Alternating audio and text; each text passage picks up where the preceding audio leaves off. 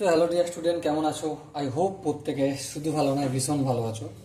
স্ক্রিনের ওপর একটা কোশ্চেন দেখা যাচ্ছে, যে কোশ্চেনটা কি বলেছে দেখো, বার্ষিক 2% সরল সুদে কিছু পরিমাণ অর্থ একটি নির্দিষ্ট সময়ে সুদে আসলে 3,600 টাকা হয়। বেশ, একই সময়ে মানে টাইমটা ফিক্স আছে, একই পরিমাণ অর্থ মানে প্রিন্সিপালটা ফিক্স আছে, বার্ষিক 4% সরল সুদে সুদে আসলে 4,800 টাকা হয়। তো নির্দিষ্ট সময়টি কত? অপশন এ আছে 2.5 বছর, অপশন বি আছে 3 বছর, অপশন সি আছে 30 বছর, আর অপশন ডি আছে 25 বছর। সময় দেওয়ার অপশন, এই অঙ্কটা মোটামুটি পড়লাম, বুঝলাম, সেই অনুযায়ী আমরা করব। ওকে, তাহলে দেখো এখানে দুটো কন্ডিশন। একটা কি, প্রথমটায় রেট অফ ইন্টারেস্ট কত? 2%। হ্যাঁ। দ্বিতীয় কন্ডিশনের রেট অফ ইন্টারেস্ট কত? 4%। ওকে, আচ্ছা, প্রথমটায় প্রিন্সিপাল কত? পি। দ্বিতীয়টারও প্রিন্সিপাল পি হবে। ওকে, প্রথমটা টাইম কত? টি। দ্বিতীয়টার টাইমও টি হবে। বেশ, প্রথমটার আই ইকুয়াল টু কি?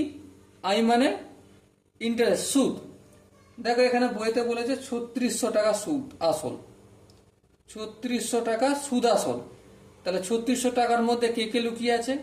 সুদও আছে, আসল আছে। তাহলে সুদ আসল থেকে যদি আমি আসল যেটা পি ধরেছি না, সেটা বিয়োগ করে দিই, তাহলে সুদ পেয়ে যাব। হ্যাঁ, ঠিক। একইভাবে আই সমান কি? এখানে সুদ আসল হচ্ছে 4800, এখান থেকে আসল মানে পি যদি আমি বিয়োগ করে দিই, তাহলে সুদটা পেয়ে যাব। ব্যাস, ওকে। এবার দেখো এখানে একটা শর্ত আমরা জানি, কি জানি? I equal to P R T by 100। হ্যাঁ, আচ্ছা, আয়ের ভ্যালু কত? 3600 মাইনাস পি। আয়ের জায়গায় আমি লিখবো, হ্যাঁ লিখবো, 3600 মাইনাস পি লিখলাম, সমান পি এ পি তো পি থাকবে, কিছু করা যাবে না। আর মিনস রেট অফ ইন্টারেস্ট কত? 2, তাহলে 2 লিখলাম। টি টি এর তো কিছু করা যাবে না, আর এটা অপোজিট সাইডে 100 আছে। বেশ, সো দেখো এবারে কি করব, এই 100টা অপোজিট দিকে নিয়ে গেলে কি হয়ে যাবে? গুণ হয়ে যাবে। 3600 সঙ্গে 100 গুণ করলে 3,60,000 হবে। 100-র সাথে পি গুণ করলে মাইনাস 100 পি হবে, ইকুয়াল টু 2 pt। বেশ, এখানটা কি প্রত্যেকের বোঝা গেছে?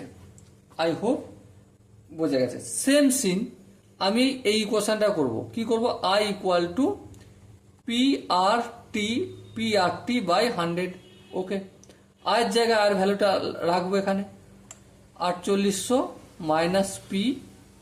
ওকে, ইকুয়াল টু পি এর ভ্যালু, পি মানে পি, রেট অফ ইন্টারেস্ট কত? 4, আর এখানে T, T means time, time তো কিছু করার নেই, এটাই থাকবে, ডিভাইডেড বাই 100। 100 সমান অপোজিট দিকে পাঠালে 48 সঙ্গে 100 গুণ হবে, 4,80,000 হবে, মাইনাস পি এর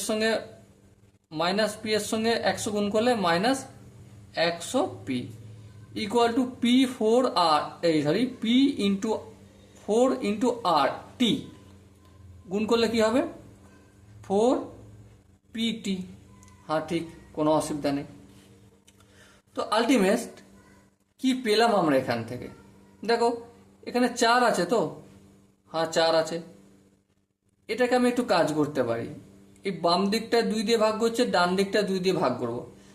তাহলে দেখো 4,80,000টা কত হয়ে যাবে? 2,40,000। ওকে, আর এখানে 100 পিটা কত হয়ে যাবে? অবভিয়াসলি 50 পি হবে। আর এদিকে 4 পিটিটা কি হয়ে যাবে? 2 pt। ওকে, এবার দেখো 2 pt এর ভ্যালু কত? 3,60,000 মাইনাস 100 পি। হ্যাঁ, তাহলে এটা আমি এখানে পুট করব, চলো করে দিই। 2400 বলছি, 2,40,000 মাইনাস 50 পি ইকুয়াল টু, এটা পুট করব, 3,60,000 মাইনাস 100p। 100pটা সমান অপোজিট দিকে নিয়ে যাব, তাহলে 100p মাইনাস 50p। আর এখানে দেখো 3,60,000 যেমন আছে তেমন থাকলো। আর এখানে যে 2,40,000 রয়েছে, এটা সমানের বাম দিক থেকে ডান দিকে নিয়ে গেলে মাইনাস 2,40,000। ওকে, 100p থেকে 50p যদি বিয়োগ করি কি পাবো? অবভিয়াসলি 50p পাবো। আর 3,60,000 থেকে 2,40,000 যদি বিয়োগ করি কত পাবো? 1,20,000। ওকে, এবার দেখো p ইকুয়াল টু 50টা গুণ ছিল, অপোজিট সাইডে গেলে কি হয়ে যাবে? ভাগ হবে 1 2 3, আচ্ছা 4টে শূন্য, এই 50, এই শূন্য এই শূন্য কেটে গেল। এবার একটু কাটাকাটি করি। 5 দুগুণে 10, 11 12, 2 2 শূন্য, 4 5 20, 1 2, এখনো দুটো শূন্য। তাহলে কত হলো? পি এর মান 2400। ওকে, পি এর ভ্যালু কত পেলাম আমি? 2400, মানে 2400। আচ্ছা, এই পি এর ভ্যালুটা যদি আমি এখানে পুট করি তাহলে কেমন হবে? চলো করে দাও, তাহলে তো টিটা পেয়ে যাবে, তাই না? হ্যাঁ, তাহলে এখানে যে 3,60,000 আছে সেটা থাকলো 100 into 2400 equal to 2 into 2400 into T. হ্যাঁ ঠিক আছে। এবার দেখো এটাই যদি গুণ করি তাহলে কত হবে? 2,40,000। সো 3,60,000 থেকে 2,40,000 বিয়োগ করলে 1,20,000 পাবো। আর এখানে যে 2 আর 2400 গুণ আছে, অপোজিট সাইডে আসলে কি হয়ে যাবে? ভাগ হয়ে যাবে।